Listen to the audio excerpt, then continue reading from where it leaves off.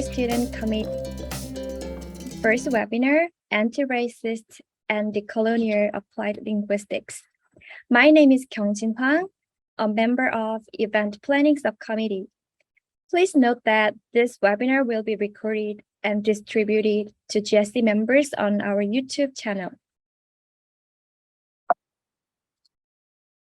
Before starting today's event, I'd like to introduce upcoming webinars.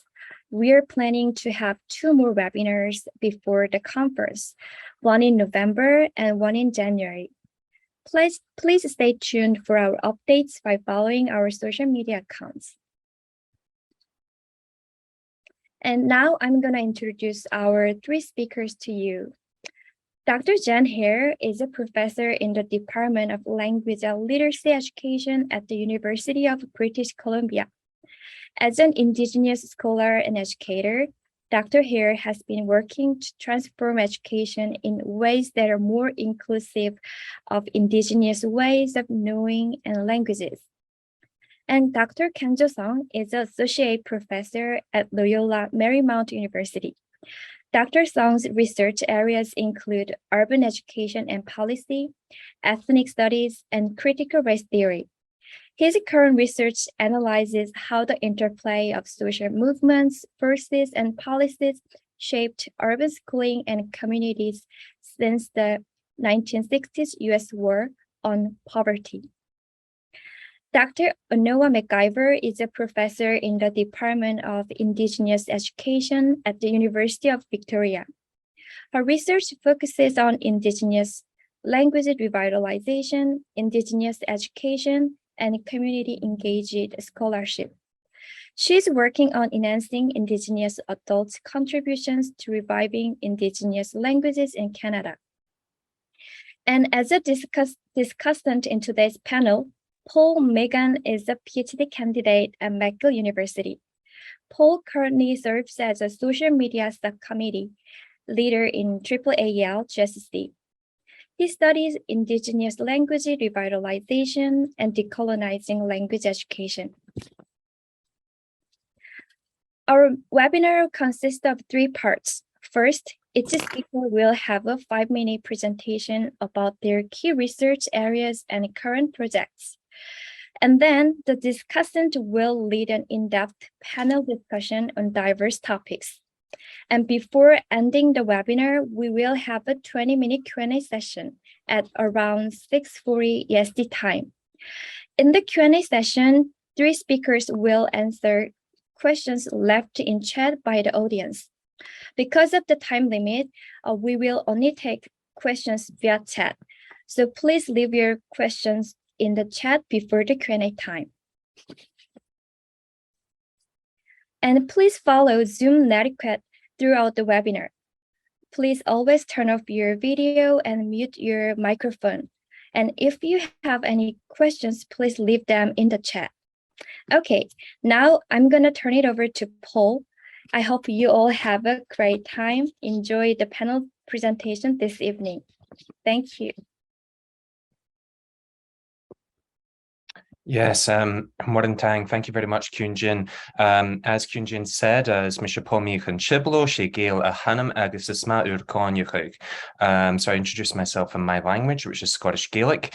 My name is Pomi Chiblo. I'm a Scottish Gael, born and raised in Glasgow, Scotland, and it's lovely to be here with you all today with this wonderful panel. So I hope we're all really excited about it, because I am, and I can't wait to hear the presentations and the discussion afterwards. And I hope you all have great questions to pose to the panelists, and I'll be sure to pass them on. So yes, I'll be here today in the role of discussant, and it's an absolute pleasure to introduce to you the 3 panelists that we have today.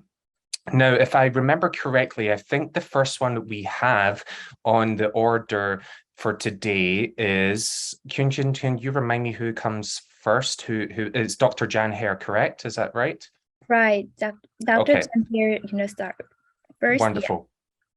That's great. Thank you. So I'll now pass the floor over to Dr. Hare, and she has control of the screen and she'll share her PowerPoint as well. So enjoy, everybody. And I thank you again for being here today with us all for this first webinar of the year.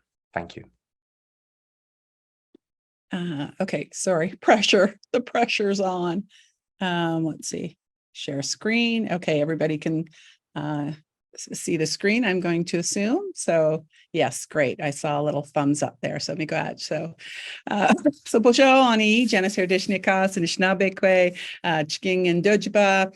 Musqueamaki Ninda, UBC Ninda Oki. So just a small greeting as well. Paul, and thank you for your introduction in your language. And so just a small greeting in my Anishinaabemowin language. I am from the Chiging First Nation, and that's what I signaled in my introduction. I'm from the Chiging First Nation in Northern Ontario, Canada, and my mother is from the Bear Island First Nation, also in Northern Ontario. I live and work on the traditional, ancestral, and unceded territories of the Musqueam people here in Western Canada. I am the Dean of Education. I am the Dean of Education pro tem, as well as you indicated, professor in language and literacy education. And in addition, I hold the Canada Research Chair in Indigenous pedagogy. So I'm going to try and keep this to 5 minutes, as you give a professor a microphone and you never know what happens. I'm sure you all have experienced that. I just want to say miigwech. Also, thank you to the graduate students of the American Association of Applied Linguistics, the Graduate Student Council, for the invitation really to be part of this important panel. And in particular, big thank you, miigwech, to Kjungjin for her patience in receiving my material. And just having been a faculty mentor for Indigenous graduate students through UBC Faculty of Education SAGE program, which is supporting Aboriginal graduate enhancement, I really appreciate the way graduate students continue to push the boundaries of research and theory and really lead on significant matters in the field. And so I recognize the enormous amount of work that goes into creating this space for all of us here today. So just a little bit, this is a title of a paper I'm currently working on, and I'm really, and it really underscores what I'm concerned about, which is relationships, and whether that's relationships with people, with the land, or with ancestral worlds. And so my teaching and research, it focuses on improving educational outcomes for Indigenous learners by centering Indigenous knowledges in K-12 systems. In the area of language, Indigenous languages and literacy is where I really started my program of research. And I really drew inspiration from the social practices of language and literacy for Indigenous learners, families, and communities. And more recently, as a Canada Research Chair, I'm very interested in teaching and learning that attends to Indigenous pedagogies. And as I consider my own work in the area of language education as a broader project for Indigenous language reclamation and resurgence, I've been giving focus to land education as a basis on which to build robust and meaningful language learning opportunities, especially when we think about the land so layered with Indigenous histories and stories and teachings and practices that come from the land. And I really believe that land is central to any discussion regarding decolonization, reconciliation, and sovereignty as we contemplate Indigenous settler relations. And it's a starting point geographically and epistemologically from which language educators are able to learn from Indigenous knowledges, including language, so as to challenge, I think, colonial approaches to teaching and learning. And what I appreciate is that the interplay between land and language engages not only the material or physical aspects of land, but facilitates the social and spiritual understandings of how Indigenous people are then connected to land. The land expresses our histories, our stories, and shapes our identity, communicates our values of how to live in this world, and describes our way of life.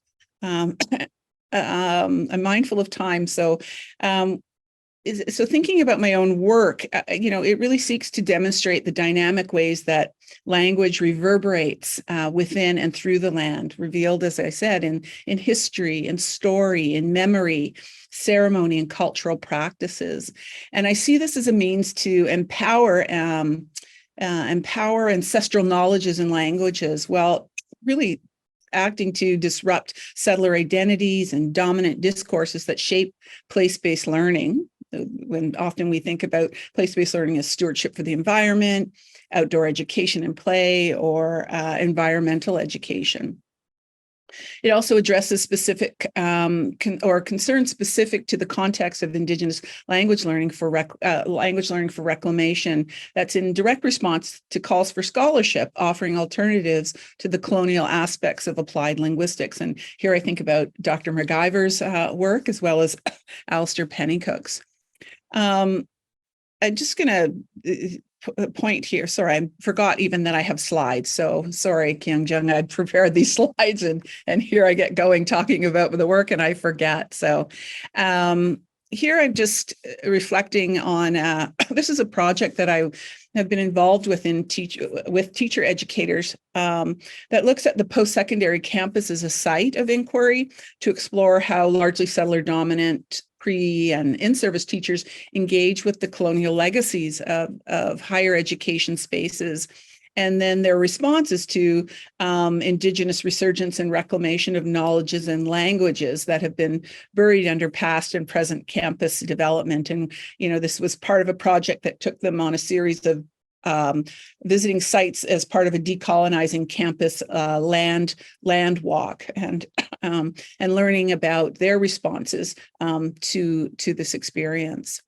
I believe that Indigenous languages expressed in the knowledge of land really can offer, can serve to offer new insights into society's most pressing matters, including climate justice, food security, healing practices, or education for a sustainable future for all of us. And acknowledgement and protection of Indigenous languages are really critical aspects of Indigenous sovereignty, which will address persistent social, health, economic, educational disparities that exist for Indigenous people in comparison to their non-Indigenous counterparts. So learning from, with, and on the land, which is what I'm very excited about in terms of language education, really offers these kinds of possibilities so that we may all live in good relations. So, miigwech.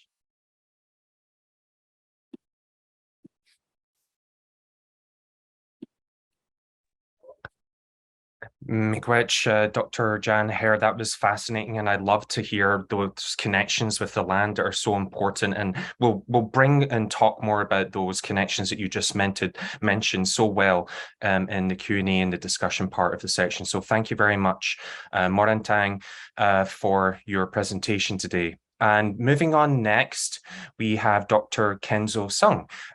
So I'll pass the floor over to you, and you should be able to share your screen as well. So we're looking forward to this part as well. Thank you very much.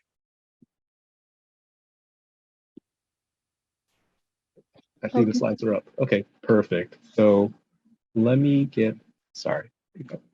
So first off, I just want to say good afternoon and thank you to the GSC for inviting me to today's panel. Based on the feedback of other graduate students in the past, for my intro, I'm going to share a little bit about my own early trajectory and how it connects to my work on racial linguistic ideologies and anti-racist movements. So if you switch to the next slide. Thank you. I begin by stating that my work has been formally shaped by my own experiences as a second-generation immigrant who both attended and taught in urban public schools. So like research is research, right? So much of my early home life was in Berkeley and Oakland in California, where my mother is a native Cantonese speaker from China, and my father is a native Spanish speaker from Nicaragua. Yet my parents decided to raise my brother and I speaking English at home due to their concerns about our ability to assimilate in the US. The reason I explain my background is because when I entered school, my life story, like so many students, was forced to fit into existing, quote, common sense, end quote, racial and linguistic categories. For example, one of the most vivid adolescent memories was trying to transfer from my middle school in Oakland to Berkeley High School, and the teacher registering new students glancing at my name and then placing me in the EL track classes. When I stated that English was my primary language, he explained that the rule was that anyone with the Asian or Latinx surnames were automatically placed in the EL track unless they could verify that they speak English fluently. While I was finally able to move classes, this incident exemplified the multitude of micro struggles and microaggressions that many students too often experience. Yet, when I returned to Oakland as a teacher, my goal of having my students not follow my many friends who were pushed out of school was a continual struggle, forcing me to reflect on the disparity between the aspirations I held and the inability of my teaching and my students' learning to meet these aspirations. If you could switch to the next slide, please. Thank you. It was this reflection that brought me to my doctoral studies, where I focused on how much the issues that educators struggle with are shaped by broader school and societal contexts. As I studied the interplay of social movements and social policies, and particularly education policies in urban communities, I found a second home in ethnic studies, where I was able to meld my interest in urban education and critical race and ethnic studies. Thus, my doctoral and postdoctoral work evolved to research how schools are influenced by social movements and social policies, including the racialized history of US bilingual education policy. If you could switch to the next slide, please. For example, in my work on the 1968 US Bilingual Education Act, I draw from both critical race theory and racial linguistic ideologies to analyze its contested origin.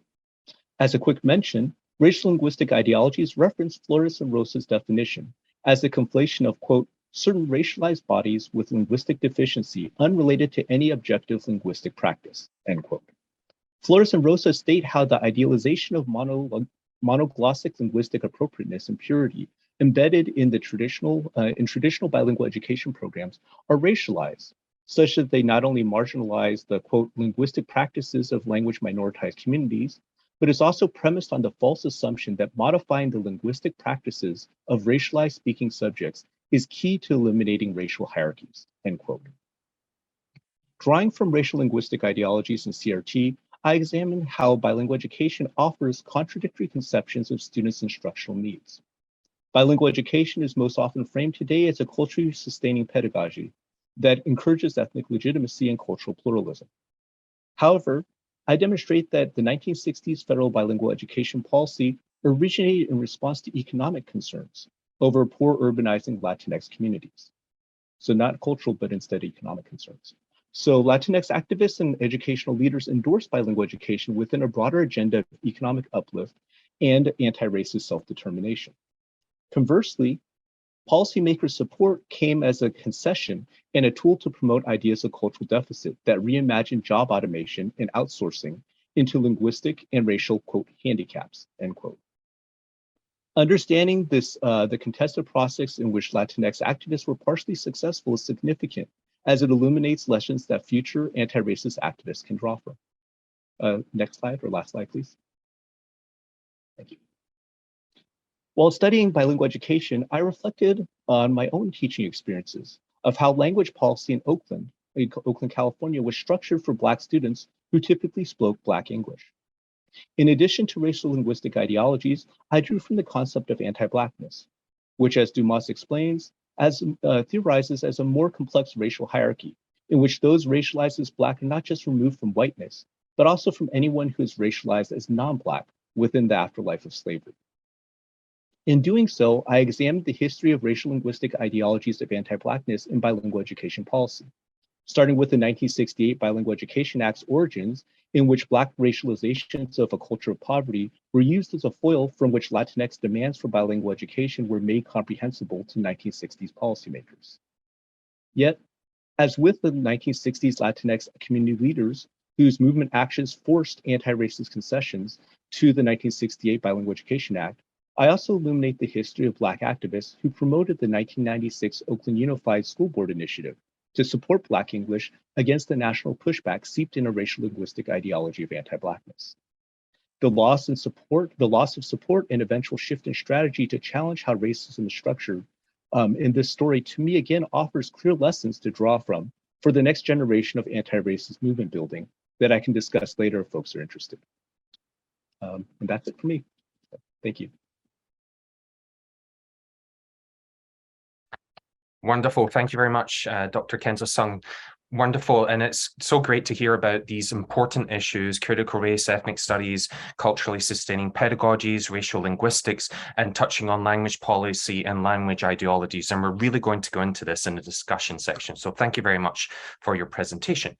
And last but not least, we have Dr. Onawa McIver, and I will now pass the floor over to her for her presentation. Thank you very much.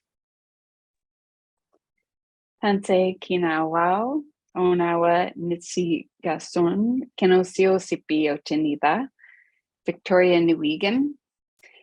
Greetings to you all. I come to you today from the land that is known now as Victoria, Vancouver Island, the Lekwungen and Sinchothan speaking people. My name is Onawa, and really offer my thanks alongside the co-panelists to the students for organizing and all of you for attending today. It's really wonderful to be here.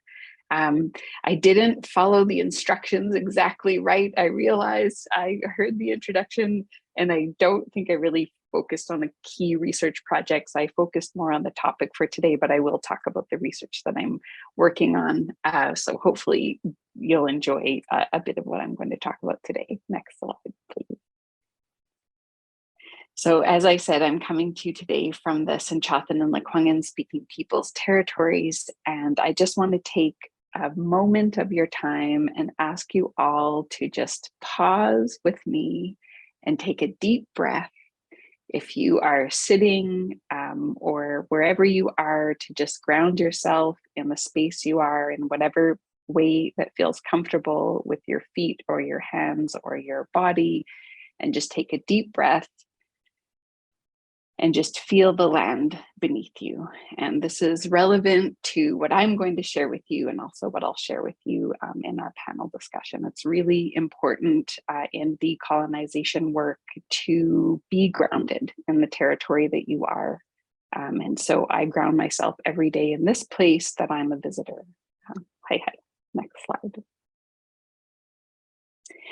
I also ground myself in my family. So like the last panelist was just talking about, I think a lot of us who work in language education, we come to it from a place, a very personal place. Often, I think that our experiences are formed from our families. We have sometimes racist experiences or some kind of experience that really forms us early on, and we realize, whoa, the world is strange and people are experiencing me because my name is different or my face is different than people are expecting. And so I have this name that people have a hard time pronouncing when they see it on paper, and then they meet me and they think she's ethnically something, but I don't know what. So I am an ethnically ambiguous person. I have olive skin, but bright blue eyes.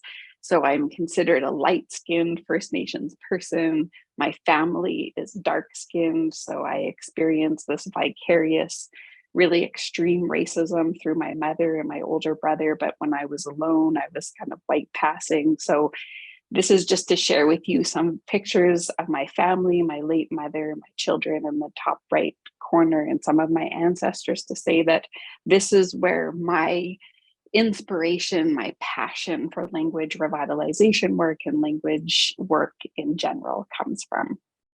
And I'm sure that's true for many of you.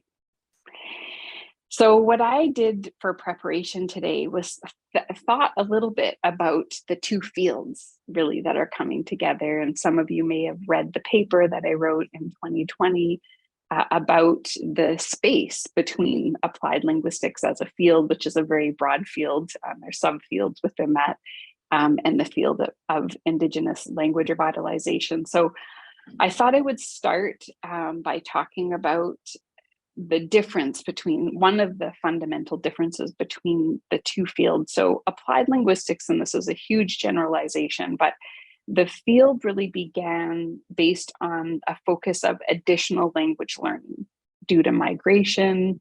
Maybe that was by choice or by force. So sometimes people were moving around the world for reasons for economic gain or diplomacy, but other times it was first for safety, to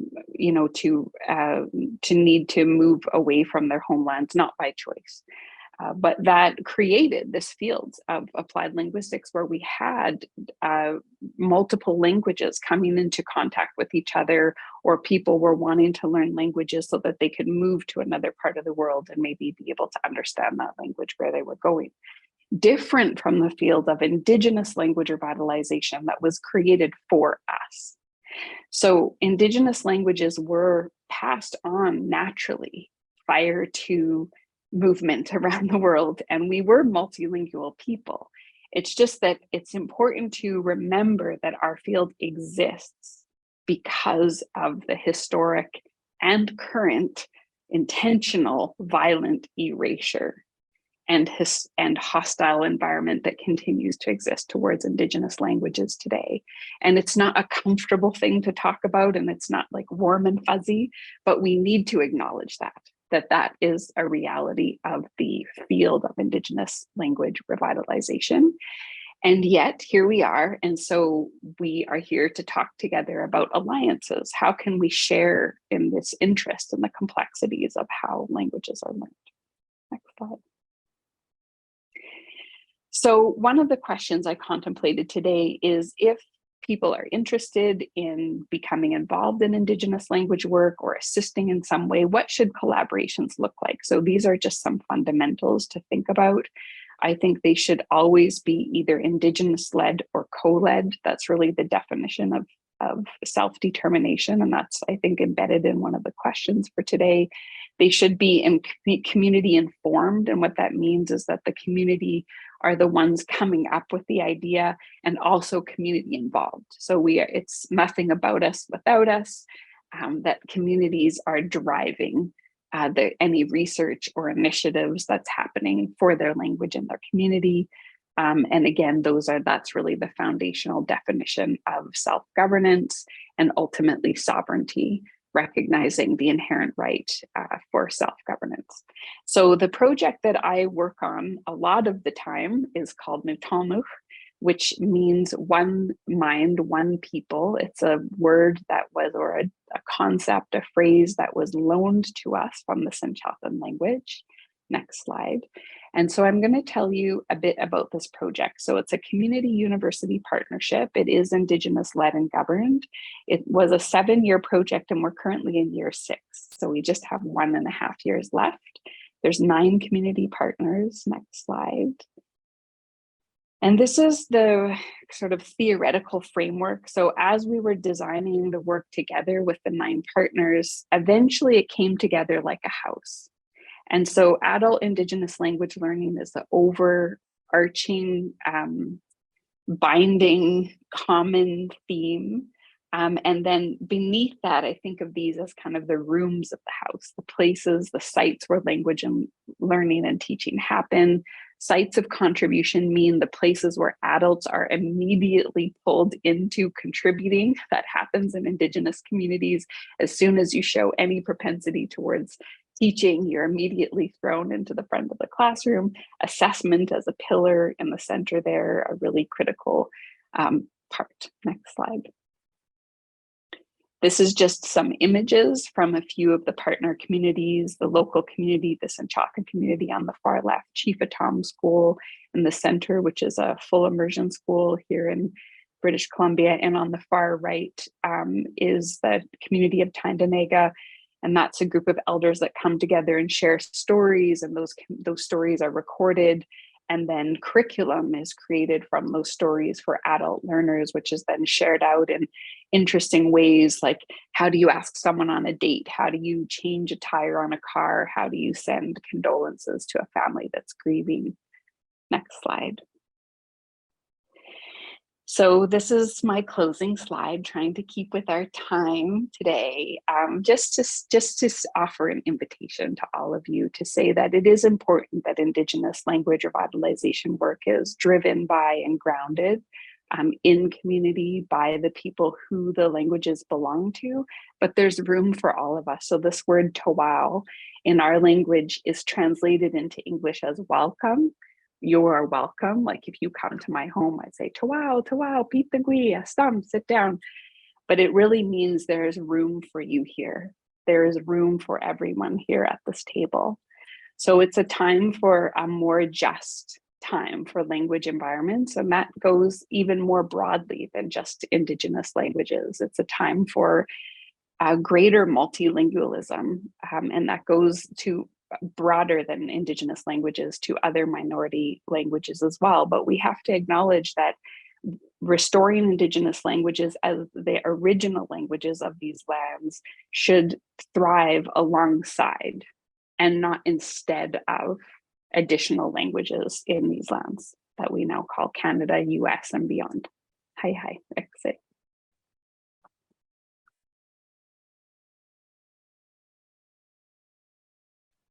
Wonderful. Thank you so much, Dr. Onawa McIver, for that wonderful presentation, in addition to all the presentations tonight, and highlighting that language comes from a personal place, the intersections or the communication that needs to take place between applied linguistics and Indigenous language revitalization, and the importance of addressing important truths such as violent erasure, and how we can address that by starting with community-led projects, such as the one you mentioned. So I look forward to talking about these more. We now have ample time to have a discussion session. So I hope, please feel free to write your questions into the chat box, and I will come to them as soon as I am able.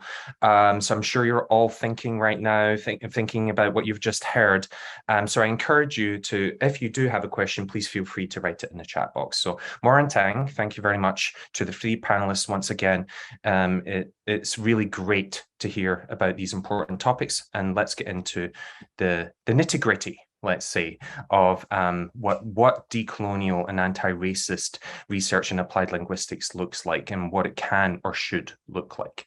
So what we'll do is, I suggest we start with going through topics, and the first topic we have at hand here for the panelists is the discussion of key and foundational concepts in anti-racist and decolonial research in applied linguistics. So I'll open this up. I would say to the panelists, again, thank you, and please feel free to respond. These questions aren't aimed at anyone in particular, but please feel free to take the lead and initiate the conversation and the discussion. So the first question we have here for you panelists today is, in your own research praxis, how do you define and or frame anti-racism and or decolonization? So I'll leave that open to you, to any of the panelists, to take a bite out of that first question. I'll start because I'm sure anyway, lots to share here with others. But I really found it interesting when this notion of decolonization, and looking at the decolonization of applied linguistics and some of the work that comes out, some of the scholarship, and really as I considered decolonization in my own work with languages and literacies, it does certainly require rethinking current models of language learning, calling into question teaching methods, curriculum, assessment, policy directives that prioritize Eurocentric traditions, privileged national dominant languages, and even shape the disciplinary, if you will, conventions of applied linguistics. But I'm going to say I'm tentative about decolonization.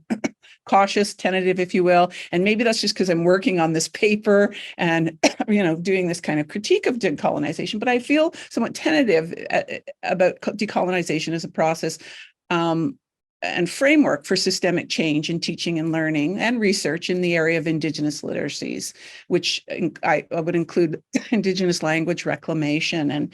And this is, the university is a colonial institution, and while I think about decolonization, focuses on decentering whiteness, I'm very concerned, I'm going to say, about I recognize the kinds of rhetorical way that these discourses then become part of the institutional mindsets and the practices, in that Indigenous perspectives might become part of teaching and learning, but the organizing structures of the educational institution, the curriculum, who teaches, assessment, and teaching approaches, as well as funding, still remain the same. And it's very exciting to see Dr. McIver talk about her project and as Indigenous led, and the features and characteristics of her work I'm very excited about. And because I'm sure we're all familiar with approaches that simply translate English stories into Indigenous languages, losing nuances, story structure, depictions, understanding of concepts. And I think for me as an educator, too often I see Indigenous language learners in our teacher education program who, are blamed for their lack of understanding of curriculum and concepts simply because they come speaking English, but they think Indigenous, right? And so, and I really see this in some of our content areas of science and math, where English concepts don't make those kinds of literal translations. So I don't want to debate. I certainly don't want to debate the use of decolonization, because I think it's a very useful and a productive framework for transformation. And I'm really appreciative that this session is dedicated to such an important conversation, especially given the calls in scholarship to decolonize language education. I guess what I want to signal is that discourses that advance Indigenous priorities in educational institutions are differently positioned, contested, and sanctioned, as I said, differently. And Indigenous people really, they still have to continue to work strategically within and against these formations to advance their own priorities and aspirations of, and I'm going to say, of sovereignty, language reclamation and resurgence, the very kinds of things that Dr. McIver was highlighting for us. So just some of my thoughts. Yes, wonderful. Thank you, Dr. Hare. Really important questions raised there about how we can go forward here. Dr. McIver or Dr. Sung, do you have anything to add to that based on what Dr. Hare just said? Maybe I'll just add a few things and then see if Dr. Sung has any, just because I think they relate very well to what Dr. Hare was talking about. I think one is, I don't know if this is what Jan was thinking about, but I know that one criticism of decolonization that I've heard and that people struggle with is that it continues to center colonization as the focus. And so I think a lot of Indigenous people struggle with the concept of colonization because it's this something that is already still this massive focus. So I know that in our work, one person's theory that we really enjoy is Dr. Leanne Simpson. For anybody who wants to look up her work, she has developed these concepts of co-resistance and resurgence. Other people talk about resurgence too, but Leanne's the way that she talks about that, I really enjoy. And then co-resistance, I think, is an interesting concept for a lot of people who are here, who might be thinking about how to join forces. I think that her theorization is really interesting. And the only other thing I was going to add, and I think Dr. Hare's characterization of what I would think about as sort of rhetoric, or like the way that concepts can be picked up, especially by institutions or maybe even fields of study, and kind of beat down, as I think that the concept of truth and reconciliation has that same dangerous sword. Because I see that phrase now being used a lot, but it doesn't always carry the depth that I think was intended. So I just would add that too for people's, thinking. Hi. Yeah, thank you, Dr. McIver. Really important points there to add on to Dr. Hare. I'll pass it over to Dr. Sung. Do you have anything else to add? Yeah, I was going to jump in. Actually, I really appreciate the conversation happening right now. And actually, the point around decolonialism, decolonization, similar to anti-racism, the kind of centering of racism, the centering of colonization versus kind of even the language creating new words for it. So kind of the idea of feminism versus like anti-patriarchy or something like that, or even Marxism versus anti-capital, like thinking about what does it mean to transform and reimagine anew versus kind of a project that is focused on something that recenters whether colonialism or racism or something that is the oppressors. And I think that's something that's key. And I appreciate it was brought up by the prior panelists.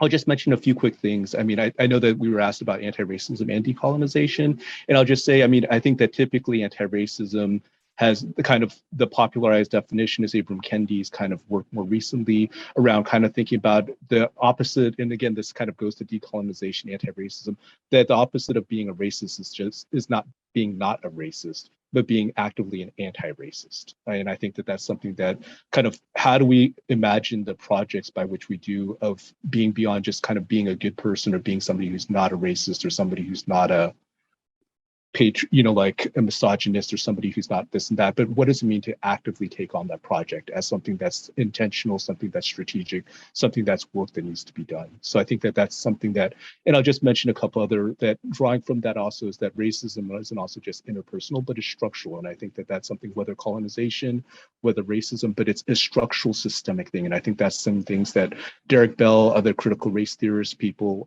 that draw from in terms of thinking about how we talk about Omi and Wenan in particular, talking about the contested, and this is what I draw from in terms of the contestations about how racial projects are systemically structured into our society, whether language policy, language education policy, other things. And then in terms of decolonization, I appreciate the points that were brought up around how we talk about decolonization. I think that for me, I think that Eve Tuck and Wayne Yang's piece around decolonization is not a metaphor is also pretty key to me too, in terms of talking with my students around how we think about decolonization as something similar to anti-racism more recently, been popularized, particularly in many circles, but particularly in, for me at least, education circles, educational research circles, such that it becomes decolonization of everything, as though it becomes a kind of catch-all of everything, similar to how people have also critiqued how intersectionality has become a catch-all versus kind of understanding the history, particularly in terms of how we talk about Black feminist thought and Black feminist radical kind of actions and resistance.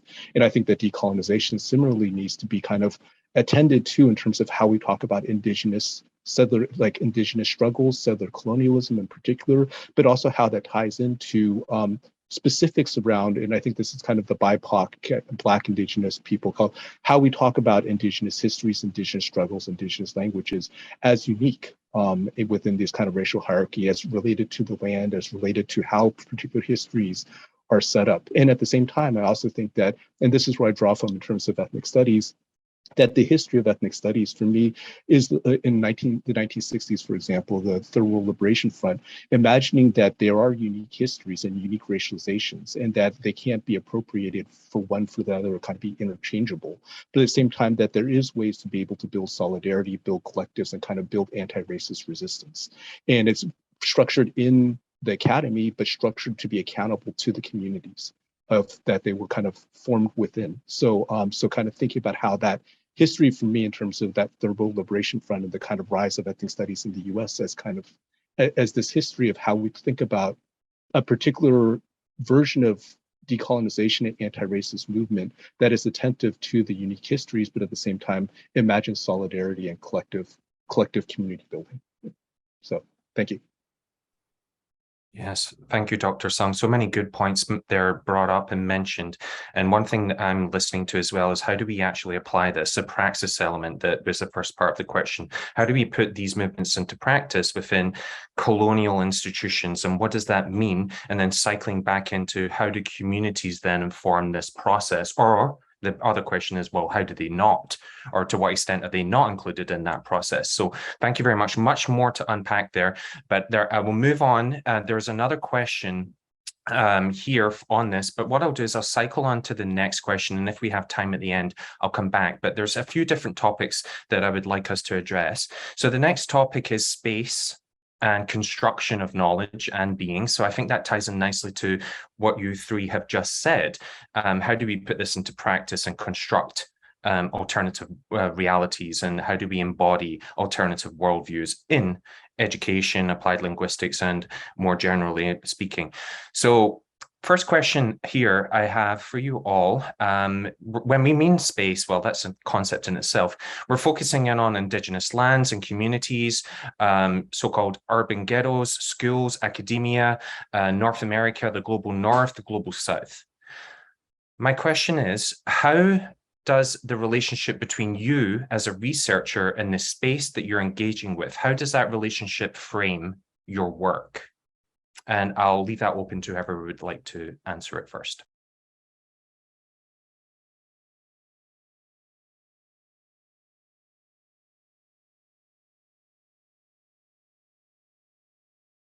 I don't want to go. I feel like I'm ready to go. I'm really excited, but I don't. Okay. No. Go for it. Go for it. Oh no, it's like go for it. I think for me, what I've been really excited about in my own research or space, I'm hoping this is what you're referring to, but really, I've been envisioning, or the space, I guess, I've been envisioning really draws on the pedagogical framework of land education. And I'm drawing on Eve Tuck's work, Tuck, McKenzie, and McCoy, in their 2014 scholarship. And according to these scholars, land education, as a theoretical and a pedagogical framework, has two core acknowledgements. The first is the centrality of land to settler colonial processes, and the second being that settler colonialism then underpins educational practices. And so while land education encompasses specific geographies that hold spiritual, physical, and linguistic dimensions of Indigenous peoples' life worlds and in place, land education offers and this is what I appreciate about land education as a framework, is that it offers a critique of settler colonialism. And I think about Dolores Cauldron's work on land education, which problematizes the relationship between land and settler colonialism, uncovering how settler colonial projects then are maintained and produced. And so what I appreciate about land education is it allows us to understand the dynamic of Indigenous languages to the material, the social, spiritual, political dimensions of the land. And so the land-language relationship, this land-language relationship has really inspired these amazing language revitalization and reclamation projects that not only aim to ensure the continuity of Indigenous cultures and identity, but advance Indigenous sovereignty. And so, they're just, thinking about Onawa's work, and certainly other scholars, educators, and community members who are really taking to the land as a means to teach, to learn, and to live the Indigenous languages that are embedded within, and then using Indigenous knowledges and practices and pedagogy. So I think land education is the space, or land and language then come together to form a decolonial intervention, right? That shifts emphasis away from practices that structure colonial thinking, documentation, dictionaries, and even certain policy making, really towards remaking relations with and through Indigenous epistemologies and ontologies that are focused on land-based learning. So I guess it's land education as a concept for me. Wonderful. Thank you, Dr. Hare, for that. Dr. McIver or Dr. Sung? I don't know if we're just going to keep going in order. It might be most orderly, but thanks, Dr. Hare, for that. Yeah, I think this is such an interesting question, and I did think about all the questions before today. I think that the way that I want to offer a response to this question, it's going to sound very like Pisces moon, but this is what's really true for me, is that my relationship between the space that I'm engaging with as a researcher is deeply embodied. It is not a disembodied experience. The work that I do as an Indigenous person whose family's language was disrupted by colonization. And now I work every day to reclaim my language for myself and my children, and work with communities who are trying to do the same. I don't just wake up and go like, oh, I'm going to go to the shelf and pull those books off the shelf. I wake up and that is the world that I live in. I walk through the world in that way. I sit down at the dinner table in that way. And everything that I do is filtered through that lens. So as I'm writing emails to my children's teachers, I stop myself from using my greetings unless I think that they'll be well received, or that we have a relationship where they're not going to go, did she fall asleep on the keyboard? Did she hit her head? What is this word? Because we don't have a way of understanding each other. And just to connect to Jan's work too, is that this connection to land is also, it's deeply intertwined. So the fact that I'm here, way out of my territory, is also glaringly obvious to me every day. I'm not surrounded by speakers of my language. I'm very aware of another kind of colonization and a way of being a Cree speaker in Salish territory. And so I have to walk that line. And even yesterday, I was just going for a walk along this very popular path, and I came to this bridge and I looked down below, and there was this beautiful waterfall and these big rocks with moss and cedar trees, which are native to this area. And I always have the same experience when I come across a space like that. I immediately think about the people of this land. And I see this place where people are cycling and on those skateboards that are motorized, and people are, hundreds, thousands of people are using that path every day and just going zip, zip, zip, zip, zip. But I look and I think, how was this space used? Was this a sacred space? This might have been a bathing spot. This might have been a place for medicines. Land and language are totally interconnected, and English is a bully, and it snuffs out our languages and French and other areas, but most of Western Canada, it's English. And so just to finish, to say that all of that can be really overwhelming. And so then I also have to find hope and inspiration and keep my spirits light and connect with other people who are doing good work in order to keep going every day. Hi. Yes, thank you so much, Dr. McIver. There's so many important points connecting to Dr. Hare's as well, the disconnections between land, identity, a culture, the affects of it. It's not just theory. It's not just about reading books. It's about living it, having those lived experiences. And it's not monolithic. Not every experience will be the same, because not all lands are the same as well. So but what I'm hearing is the centrality of people, place, space, embodiment of knowledge, not just reading about it. Dr. Sung, would you like to add anything here? I'll jump in. I really appreciated the end of just the idea of how to be able to think about a contested space and kind of the histories of contested spaces. And for me, as I was kind of thinking about the question, for me, it was thinking about the intersections between how we talk about physical space, cultural space, political space, and what it means for me as an academic, and kind of these weird academic spaces, supposedly academic spaces that are seen as ivory towers and kind of removed from the communities, the many historically minoritized communities, and kind of thinking about what that means. And as I was listening to the kind of initial presentations, thinking about how I've been trying to force accountability for myself, some type of commitment. But not just commitment, but what does it mean to be accountable to the communities that I'm working with, whether schools, whether I do a lot of work with youth organizing, organizations, community-based organizations, and kind of how does that work for me? How do those politically, like political spaces work for me, as well as what are my commitments to help to support and to work for them?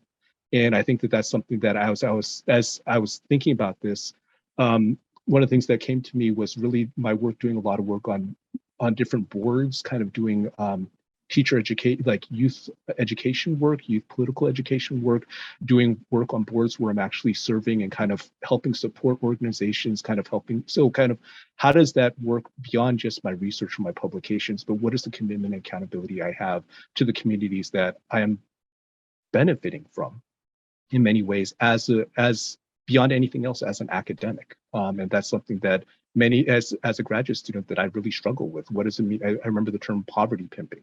So what does it mean to create a career off of the struggles of people who don't benefit directly in many ways from the publications that I do, the grants that I get, the kind of career advancement that happens from graduate school through academia and this and that? What does it mean to do that work? And I think that, again, kind of decolonization is not a metaphor. What does it mean to actually be accountable, to kind of be materially accountable, to create a space where you are accountable for that, and kind of thinking about that? So that's something that I don't have the right answer, but that's something attention that I continue to struggle with. And I really appreciate the other panelists on kind of how they've been thinking about this too, and how they create accountability for themselves. And I think that's something that all of us as researchers, period, as people in academia, really need to consider, what does that mean for you? And there's no one right way to do it, but what does that mean for you, and how do you create accountability for yourself? Yes, thank you, Dr. Sung. Wonderful questions and important issues raised there as well that I think are very applicable for AAAL graduate students who are attempting to understand and grapple with these important questions that you've all raised today. What does it mean to actually be accountable to communities that you work with, the land that you're on, and whose struggles are you benefiting from as a result? So I think this is a good point to move on to the next topic we have, which is research and publication. The question I have is open, and feel free to, answer it in a way that you please. Have you had to overcome any obstacles in getting your work, your visions, your worldviews recognized or published, and given potential pushback from organizations and or journals, given the way that they view academia, or maybe the way that they think, or the relationships or non-relationships that they have? How did you overcome this, and what recommendations do you have for us graduate students who may have similar experiences? So I'll just open up the floor. It doesn't need to be in order. It can be anyone who would like to jump in.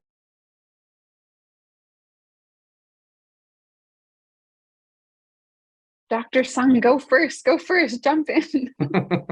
Take the I feel like I floor. always go last, and then I feel like then I do twice in a row. It's kind of a weird thing. You want to? Go for it. I'll just answer real fast then. So I'll jump in then, and then I will stop for a while. So just really quick, I will just mention that for me, I think that a lot of it, I don't consider myself an applied linguist. I just mentioned that right off the bat. But I do work. I mean, my work on racial linguistic ideologies has been drawn. Seems to have kind of. I've presented a AAAL. I've done work with people who are deeply invested in AAAL. In terms of the kind of journals and organizations that I work with, I work a lot with history and education, and particularly critical race, like CRISE, the Critical Race Studies and Education Association, History of Education Society, and AERA. Those are kind of the three big places where I kind of play in, I guess, my lanes. But I mean, I will say that as a doctoral student and as an early career scholar, kind of, in my particularly my first few years, that there was constantly kind of people reminding me that you don't want to pigeonhole yourself, which is a very interesting idea of kind of what is you don't want to kind of take a lane that's too narrow. And issues around race in particular was seen as a narrow lane, and something that it was seen as something that was gonna, I guess it was something that kind of, I don't want to use the word ghettoized, but that was the word that was used to me. But it was, but those are the terms, the kind of pejorative kind of terminologies that was used when I was doing my work around how we talk about the racialization of whether bilingual education policy, language education. I'm doing some work around Head Start right now, and thinking about preschool, kind of the intersection of communities, homes and families, and schools, and particularly language and culture in schools. So looking at that at the preschool level and the kind of history of that, as well as how we talk about ethnic studies more generally, and particularly for those in looking at California, kind of the statewide policies and kind of pushes for ethnic studies and the kind of anti-CRT pushback that's happening both nationally as well as in the state of California in particular for me. And it's something that I think is super relevant, super timely, and something that more people, not less people, should be talking about. But it's something that I was in my early years kind of questioned about. And it's something that, again, you have to think about what grounds you as a graduate student in particular, where oftentimes the kind of even a dismissive comment by a senior professor or somebody, just something, the power dynamics are such that you have to remind yourself of what grounds you, who you're committed to, who you're accountable to, what work do you want to do. And again, it isn't that you don't listen to feedback. Constructive feedback is helpful, but who is speaking to you, and what kind of intentions do they have for you and for the work that you want to do? And I think that to me is key. So I'll stop there. Thank you. Yes, thank you, Dr. Sung. So again, so many great points. I feel like we could talk for hours, and so many, but I'll just echo that last point, the power dynamics, who grounds you in terms of graduate students, and maybe if you do get that negative feedback, and how does it affect you, and who are who are they speaking to you, and where are they coming from, and who are you in that process? So Dr. Hare, Dr. McIver, I'll open up to you. Any thoughts on the same question? I can jump in. Have I ever had to overcome obstacles? Yes. How did I overcome these? My advice to this group is it's a little bit different than Dr. Sung, I'd say, is that my own path has been to choose wisely. And, we all have our own path. So I haven't declared this yet, but I'll fangirl now that Jan Hare was my supervisor, wonderful mentor, greatest ever. And so because I had such great mentors from very early on, even in my master's, actually, just really good advice. It sounds like Dr. Sung had good advice too. It just was different. As an Indigenous woman, I was just given good advice about, what I guess lanes would be a way of, never saw myself as having lanes, but just choose wisely is the best advice that I could give you. Is don't try to go for something that it's not about not aiming for the stars, but just like, why hurt yourself? Like, choose something that just seems like a good fit for your work. So the graduate students that I work with, they ask me for advice about that all the time. I say, let's talk about what it is. Let's look at what's out there. Who are you referencing? Let's look at your reference list, and then you can get good cues there from, who's your audience? What are the most likely journals that you're drawing upon? So this is probably your area. And then the last thing that I would say, in terms of recommendations, is I would push back, and educate people. I've had to do that.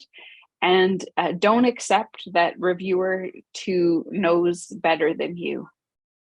So sometimes you have to change. They'll tell you, that it's, you have to do this if you want to put your article in our journal.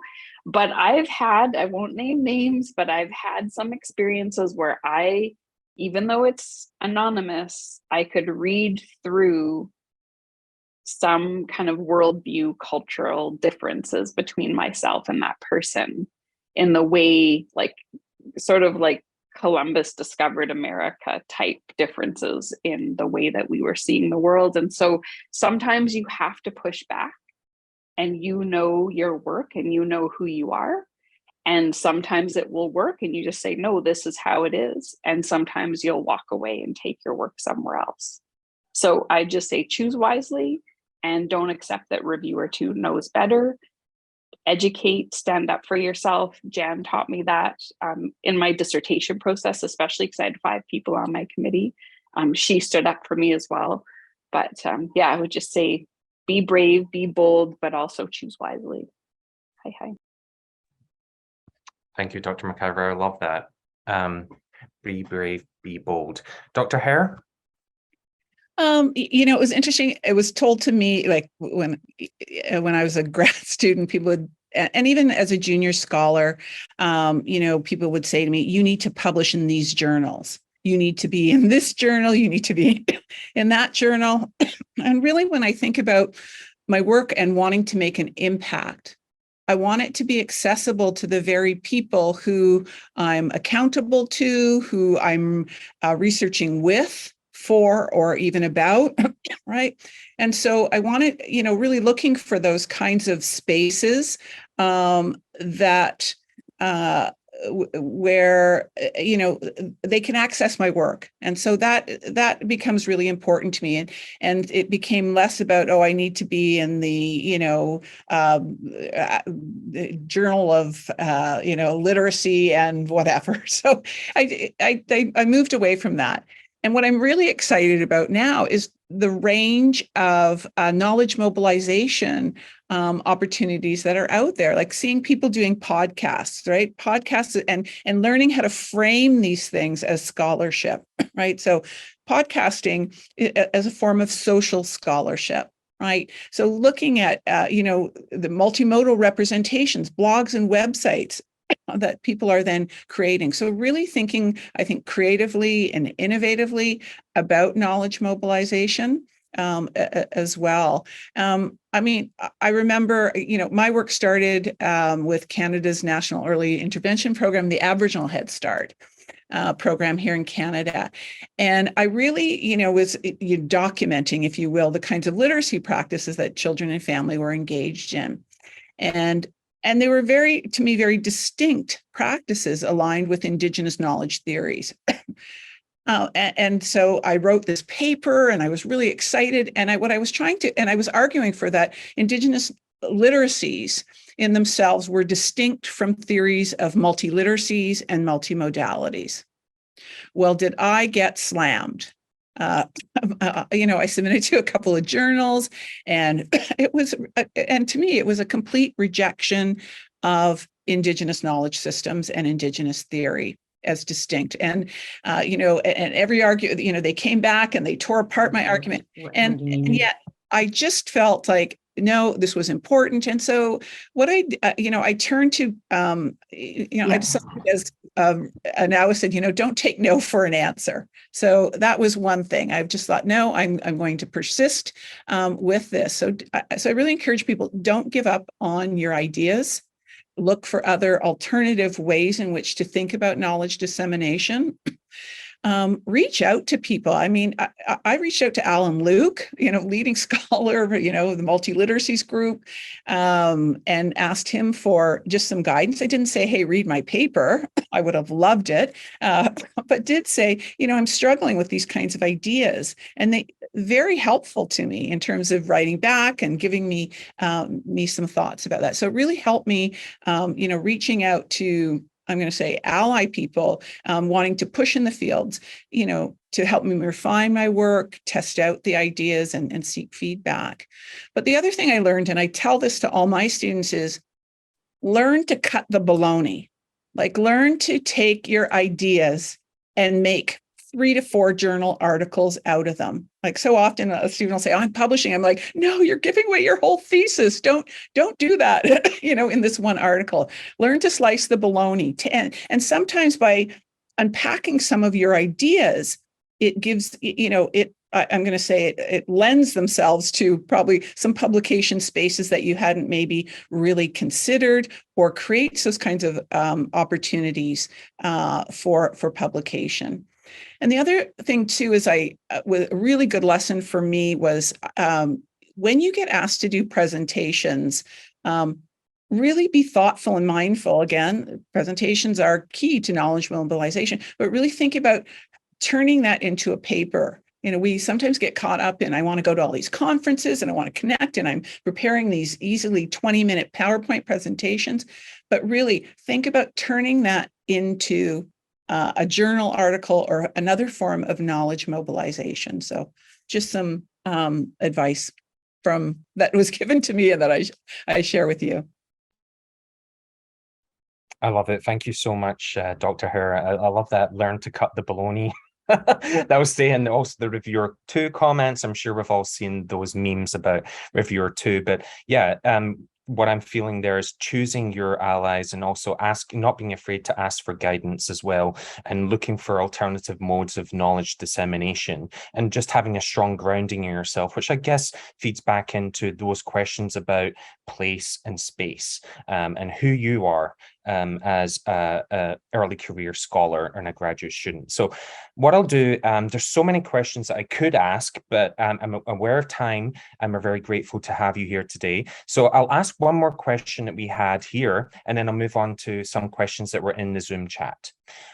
So one question I think that follows on quite nicely from what we've been discussing so far is, how can graduate students serve as agents of change through engagement with research and service related to these topics about anti-racist and decolonial research and applied linguistics? So I'll open it up again, and whoever wants to jump in. I'm ready. But I'm actually going to answer the question after this one kind of instead, just because I think it's a really good question for this group. So I think we've talked about I've talked about this a bit already, which is, you know, how can people be agents of change through their research and service? I said to you in the beginning when I opened, you know, educate yourselves, know the ground beneath your feet wherever you go. So it could be the place where you grew up. Maybe you are, you know, a transplant to that territory. Maybe it's the place where you are studying now. Maybe it's the place that you will go for your job. Or maybe you will travel around, but know the ground beneath your feet. There are, everywhere in the world has people that were Indigenous to that land and languages that belong to that land or belonged to that land. Become a co-resistor. Really encourage you to look at Leanne Simpson's work. But I'm going to also look at the last question that you asked us, which is if we could talk to our younger graduate selves about anti-racism, anti-racist work, decolonial research, what advice would we give ourselves? And I really loved that question. I really thought about it a lot. And I wanted to share sort of similarly to what Dr. Hare was just talking about. It made me think of a personal story, actually.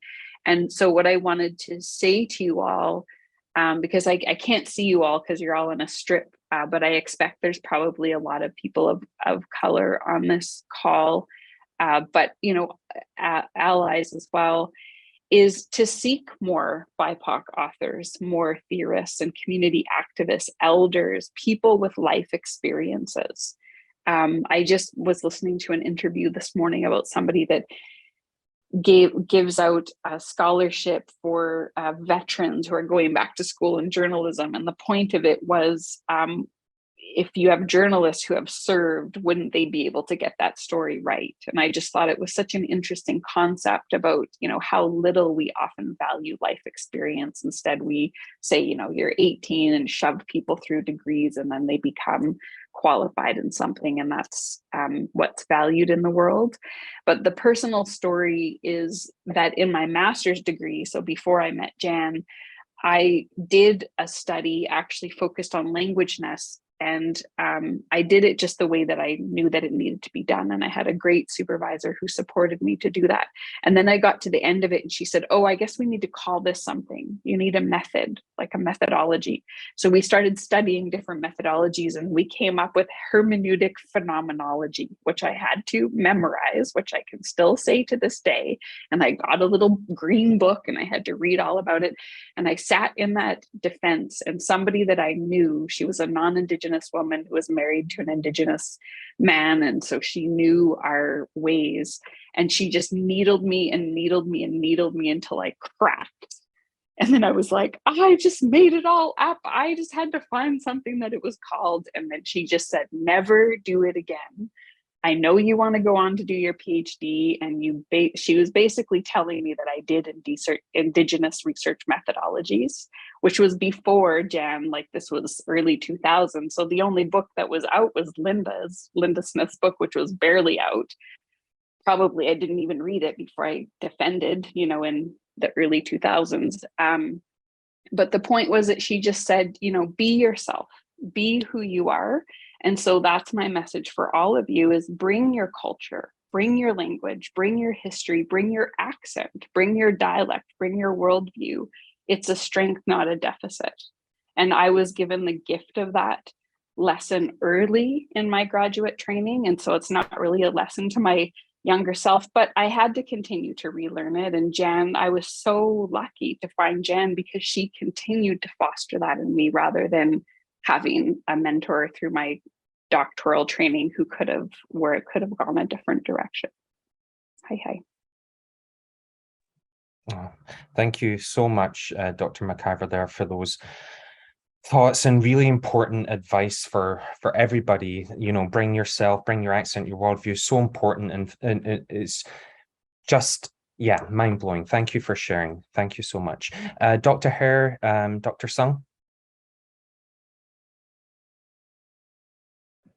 Go ahead, Kenza. I'll jump in. I'll do something really short. So I mean, I think that bring yourself, I think, is just that that just encapsulates everything for me. So I don't, just to echo that, but I think that just similarly kind of thinking about as, for my younger self is if, like the imposter syndrome is real. And I think that kind of in academia, the kind of idea of breaking people down to rebuild them is something that should not be happening. And, but oftentimes does seem to happen.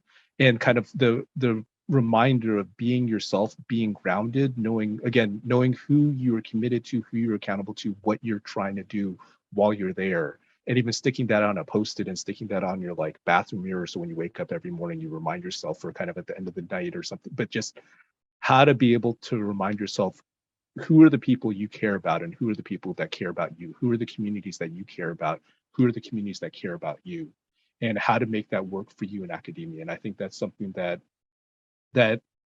I knew, but I continually had to remind myself, and I had to be reminded by others as I went through particularly my doctoral studies, but even as an early career scholar, to kind of like how to not just trust myself, but how to bring myself. I like that. How to, just how to make sure that I understood who I was and what I was bringing to the table, and kind of and at the same time, how to build connections with others and how to be able to create a squad, how to build the collective community that supports one another. And I think that's also key too, as you go through your doctoral studies, as well as afterwards too, is how to find like-minded folks, how to find allies, how to build movements, and how to do that through your research, through your service, through your activism, through your educating, whatever it is that you do, how to be able to do that work. So.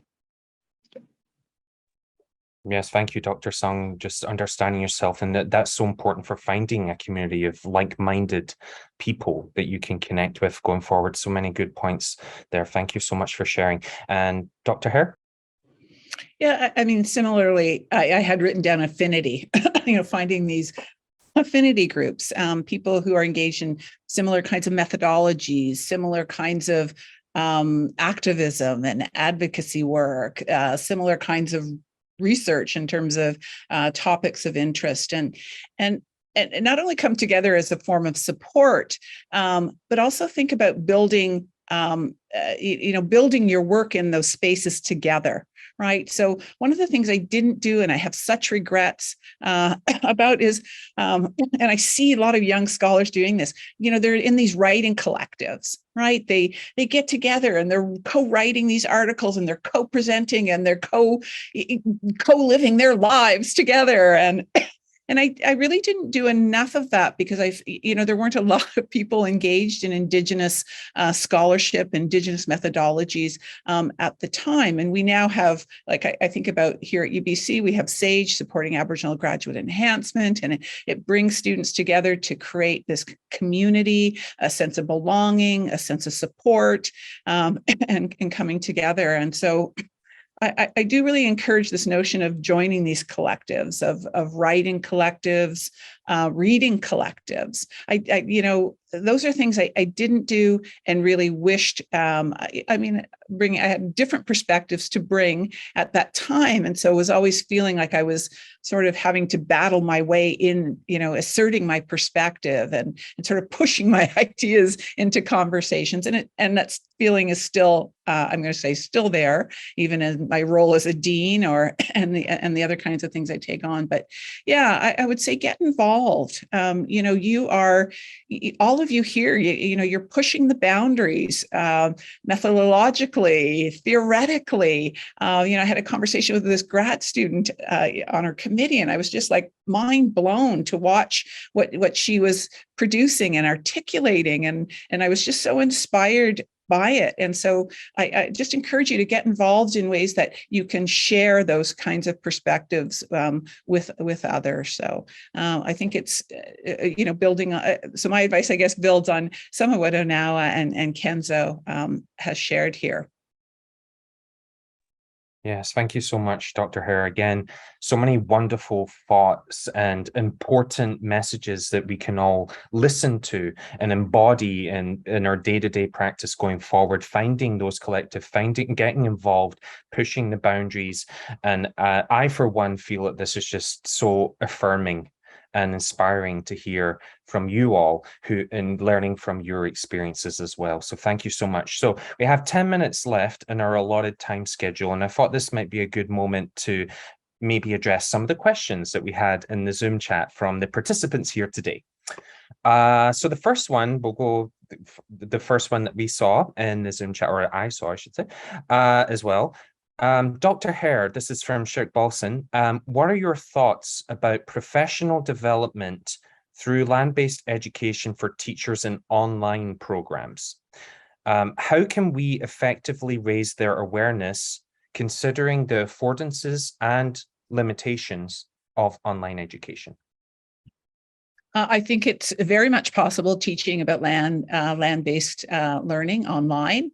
I've done it through a MOOC. I have a MOOC, a massive open online course, Reconciliation Through Indigenous Education, and where we take up this theme of land education.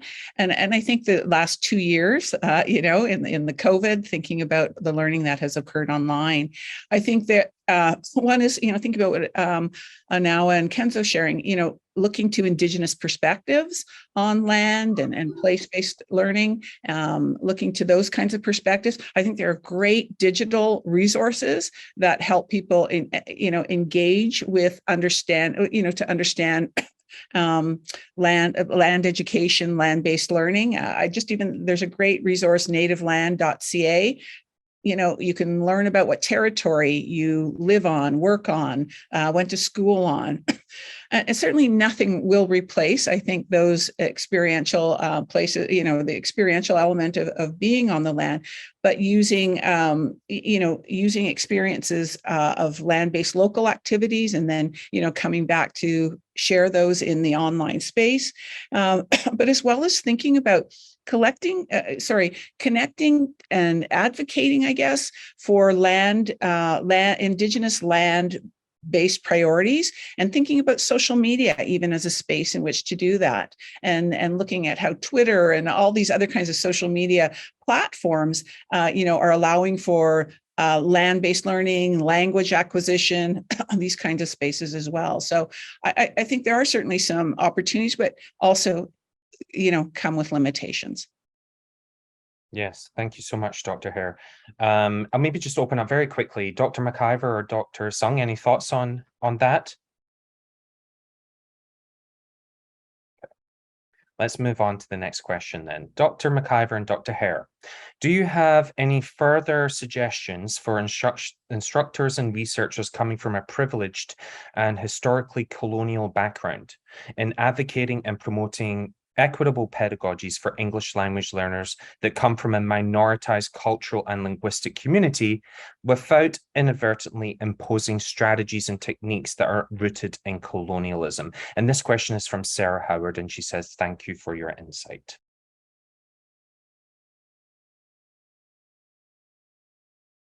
I don't know if I understand the question totally.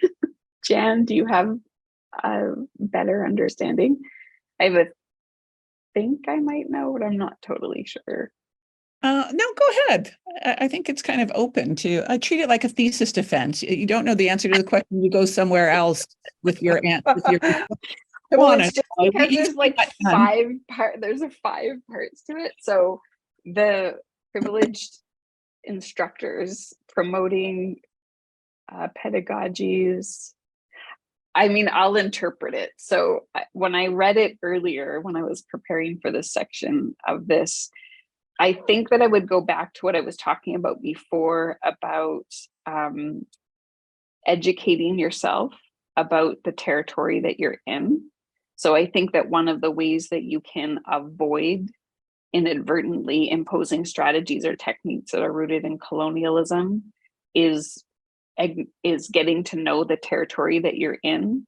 So I see, Paul, that you put in the chat, nativeland.ca. So when you asked us about resources, I was going to mention that site. So nativeland.ca, I think, is a really great site. It's very comprehensive. So it's a great way for people to learn about different territories. I would add to that YouTube is actually a really great resource for learning about, once you know what territory you're in, so many communities are so generous with their languages, looking up that language and just hearing the language. And sometimes it's people who are speaking in English about their language, but you can kind of hear the accent, maybe kind of meet some of the people that are from that territory. I think it can just give you a better grounding. And then finally, I would say I have a guide that's called a Guide to Indigenous Languages in Canada, but it could be transferable to the US in terms of the tips that are on it, that I think are some ideas about how people can be better helpers too. So I think that if you are a teacher, instructor in a position like that, I think even, beyond acknowledging the territory, but alerting your students that they're on Indigenous territory, and through courses like Jan's MOOC course, helping people that are newly to Canada or here specifically to learn English, that helping them to learn more about the context, because often people don't know, and it's not really their fault if they haven't been alerted even that this is a priority or kind of an expectation. So I think that's something that instructors can certainly take responsibility to do. So I'd say Jan's course, the guide that I've created, nativeland.ca, and then do your own research too. I'll put the guide link in the chat. Hi. And I think if we're going to live in good relations, people need to, instructors, educators need to engage with Indigenous knowledges, worldviews, languages, really understanding, Indigenous people's priorities. I think it's important to understand, and I think Onawa raised this for us earlier, and Kenzo touched on it. When we think about decolonization, reconciliation, and even more recently, indigenization, which is becoming a common discourse in education, understanding that these are processes that have different outcomes, are led by different people, and have different processes associated with them. So I think keeping those things in mind is important. And then finally, I think it's really critical for educators to interrogate or examine their own social locations. We often think, we need to learn about Indigenous people. No, we need to learn about ourselves before we learn about Indigenous people, right? So who am I, who are you in relationship to Indigenous people, Indigenous histories, Indigenous knowledges, and really understand, we're understanding that relationship and how we've become, socialized into some of our thinking, because that has real implications for what we teach, how we teach, what knowledge we value, right? So I think that critical self-examination is so important. All of us, like I even think about myself, and I think Anna raised this earlier about, what does it mean to be Anishinaabe on Musqueam territory, right? I still need to understand my own self in relationship to this place, and then what are the protocols and attached to that. So just some of my thinking. Yes, thank you so much, Dr. Hare. They're wonderful closing thoughts, I would say. I would say closing because we have 2 minutes here before we wrap up. But before I do that, and before I pass it to Kjungjin, I would just like to thank all the panelists today for sharing insights, experience, knowledge, expertise, and perspectives. This conversation needs to carry on and go forward. And I love that closing thought, starting with the self, critical self-examination. Who are you going forward, and what's your place, and how do you connect, and how do you build those collective spaces and communities, and what does that mean for you tangibly in a practical way that you can actually engage with, and it carries you forward and gives you that energy, because it can be tiring, as we all know. But I'll pass it now on to Kjungjin, but if please join me in a round of applause for the panelists. Thank you so much to everybody for joining us today, and I'll now pass the floor over to Kjungjin. Thank you so much. Thank you, Dr. Hare, Dr. Sung, and Dr. McIver for today's wonderful presentation. So I hope you all had a great time. And before leaving, please take a minute to complete this evaluation form. So your responses would be very important to make improvements for our future events. And please also check the diversity survey link in the chat. And thank you for joining us today and have a great night. Yeah. Goodbye. Thank you all.